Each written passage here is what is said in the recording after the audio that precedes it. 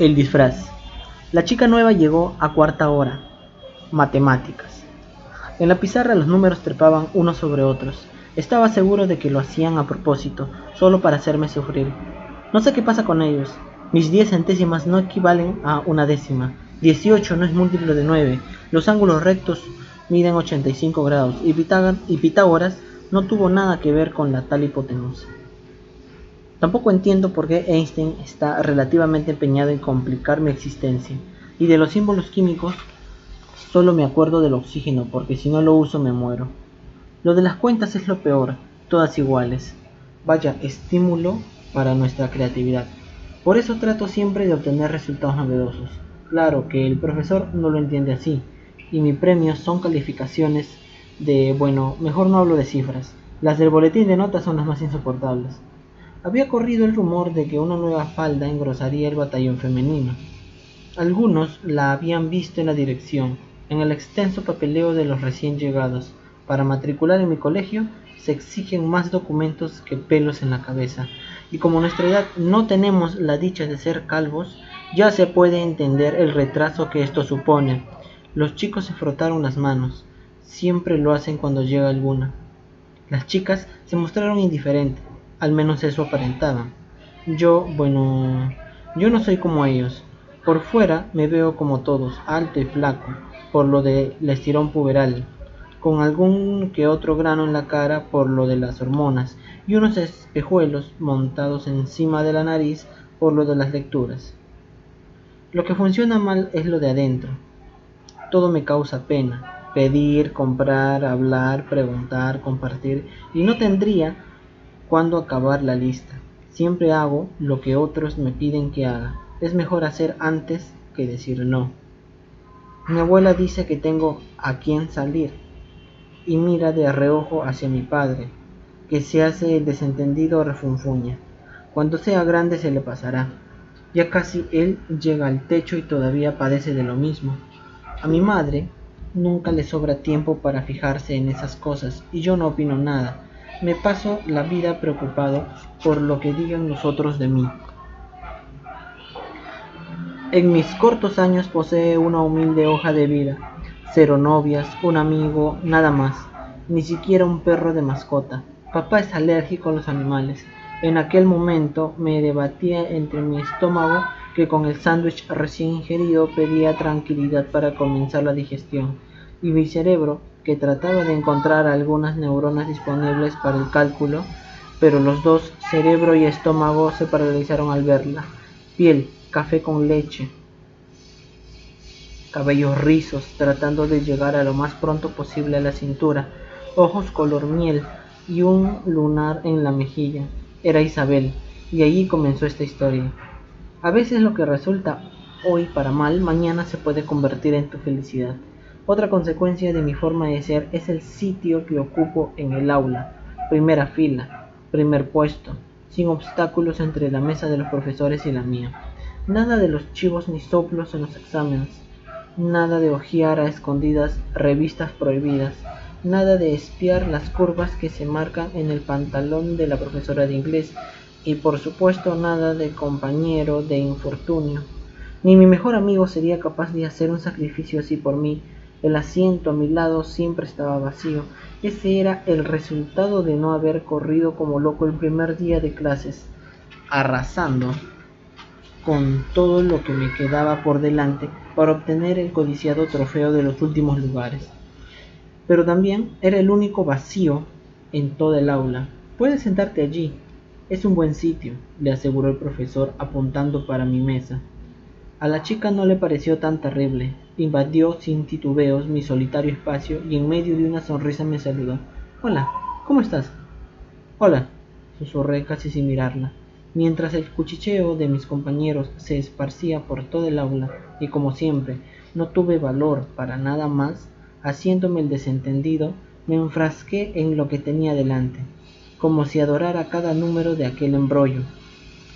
Ella sacó una libreta con color nuevo de su mochila, y cuando iba a comenzar a copiar sucedió algo terrible. Ese es el segundo ejercicio, le advirtió el profesor. El primero ya lo borré, pero puedes copiarlo de Otelo. Otelo, Solo a mi madre se le pudo ocurrir algo semejante.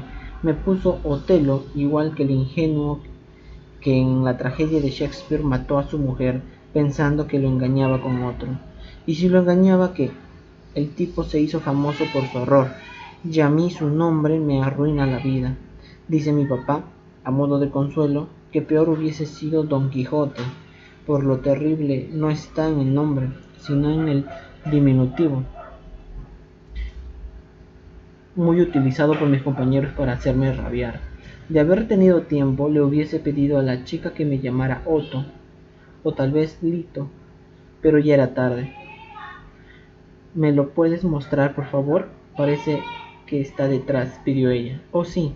Volví la hoja mientras me quedaba hipnotizado viendo sus rizos tocar el borde de mi libreta. Para mi desgracia, lo copió rápidamente y se corrió hacia su media parte de la mesa a resolverlo, pero de pronto se dio cuenta de que algo le había faltado. Levantó los ojos de su ejercicio y me dijo: Gracias, Otelo. Juro que en ese momento me hubiese dado lo mismo llamarme Don Quijote que Sancho Panza. En su voz todo sonaba bien, maravillosamente bien. Pasó la cuarta y llegó la quinta. Ella seguía metiendo y sacando cosas de su mochila, como si a su lado no pasara nada, sin darse cuenta de que mi lápiz se había declarado en huelga de letras. Las rayas de la libreta, cansadas de estar tan tiesas, se habían acostado a dormir al final de la hoja, y la goma de borrar jugaba a las escondidas dentro de los bolsillos de mi mochila. Como no pude convencerme de que era solo una chica la que estaba a mi lado, el poco tiempo que quedó hasta la hora de salida lo empleé ensayando la forma en que iba a despedirme de ella. Ya había desechado unas 10 o 12 variantes cuando sonó el timbre y los vándalos de mi grupo se abalanzaron, sedientos de libertad, hacia la puerta, dejando tras ellos un reguero de sillas y papeles rotos. Yo salí de último, como casi siempre tras Isabel. Recorrimos el largo pasillo atestado de cabezas y bajamos las escaleras hasta el escandaloso recibidor. Pensaba que la maraña de sus cabellos se interpondrían para siempre entre nosotros, evitándome el adiós, pero me equivoqué. A la salida se volvió sin yo esperarlo y me disparó a quemarropa. ¿Mañana me podré sentar contigo? Con una de sus manos se tapaba el sol que le daba de lleno los ojos bajo la luz del mediodía. Me di cuenta de que los tenía más claros de los que me había parecido en el aula. Por supuesto, me apresuré a contestar. Al momento se sonrió. Traté de alargar un poco más nuestra primera conversación y agregué: ese lugar siempre está vacío, no le gusta a nadie. Ahí mismo me mordí la lengua. Qué tonto había sido. ¿Y por qué? Por supuesto, ¿qué otra cosa podía preguntar? Es que, ya sabes, a algunos no les gusta estar delante, sobre todo en los exámenes. Oh, sí, ya entiendo. Pero a mí eso no me importa, afirmó con tono de soldado que no le teme a las batallas. Hasta mañana, Otelo.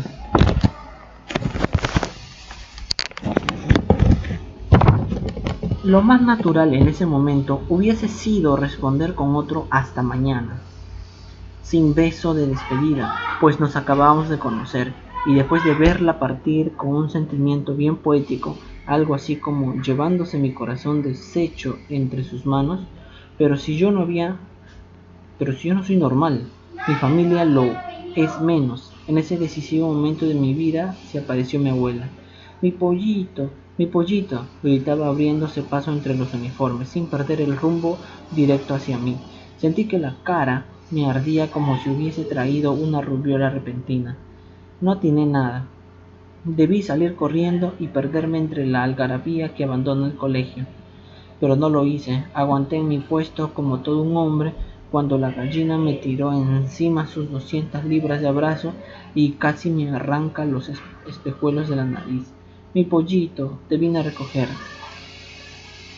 decía bien alto, como para despejar cualquier duda sobre su afecto maternal, mientras alrededor de nosotros se escuchaba el piar burlón de mis compañeros, y yo solo pude entrar entre las plumas de ala sacar un ojo para ver el coro de chicos riéndose a más no poder de las muestras de cariño que casi me asfixiaban, y en medio de ellos a Isabel, que me miraba divertida.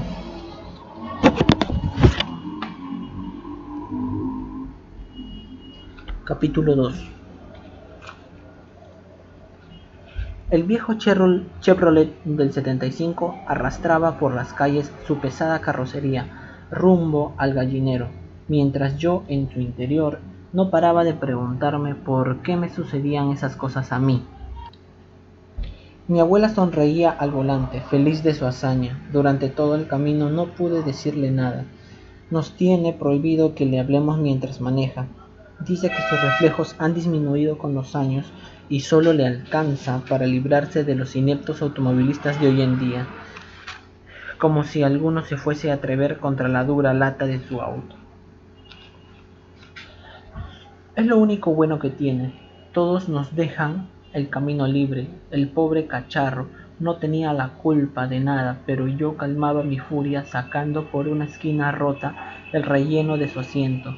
Mientras esperaba el momento de que se apagara el motor para poder desahogarme, por suerte el tráfico no estuvo pesado y llegamos pronto, de lo contrario solo hubiesen quedado forro y muelles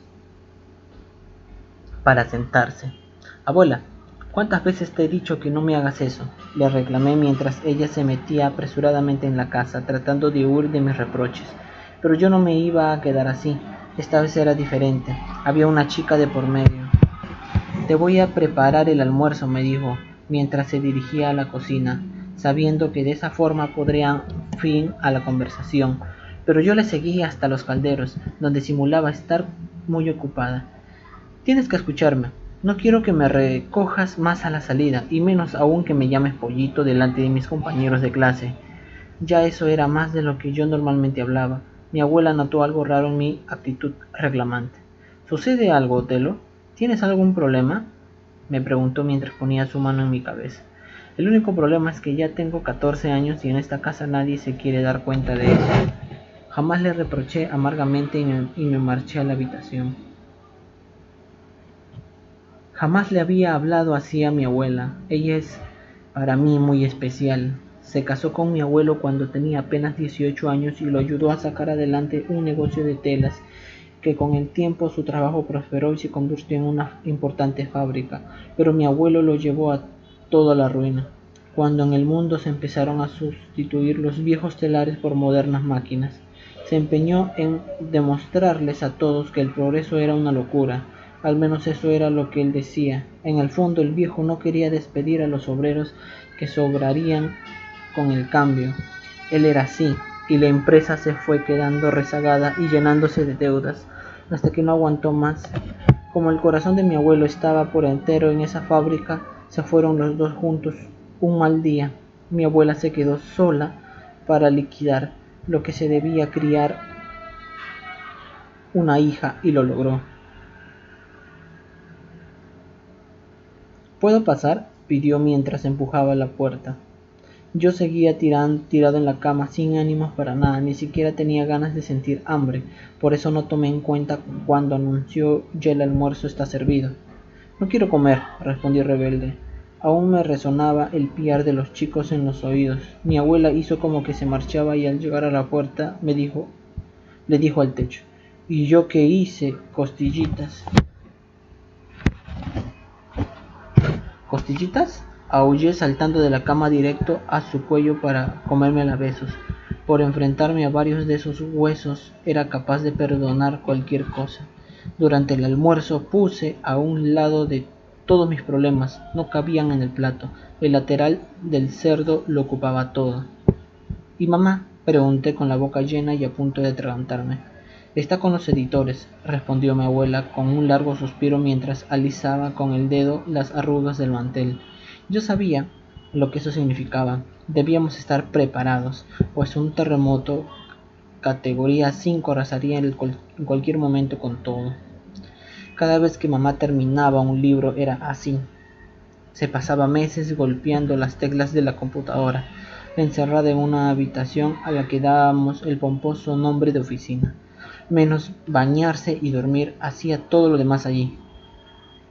Esos meses vivía en otro mundo, sin enterarse de lo que pasaba a su alrededor. Nosotros la dejábamos porque sabíamos que después de que le rechazaban el libro, volvía a ser nuestra por un tiempo, hasta que le pasaba la frustración y comenzaba todo de nuevo. Después de llenarme hasta el borde, recogí la mochila y marché a la vieja habitación de la planta alta. Nuestra casa es la viva estampa de la evolución familiar. Mi abuelo la construyó al casarse cuando lo que ganaba no era mucho. En aquella época era el simple empleado de una tienda y el dinero solo alcanzó para levantar 4 paredes y un techo. A medida que mejoró su situación pasó lo mismo con la casa. Compró terrenos alrededor y le fue agregando partes, sin destruir las anteriores. Por eso mi casa se ve tan estrafalaria como nosotros. Subí por los gastados escalones hasta el refugio.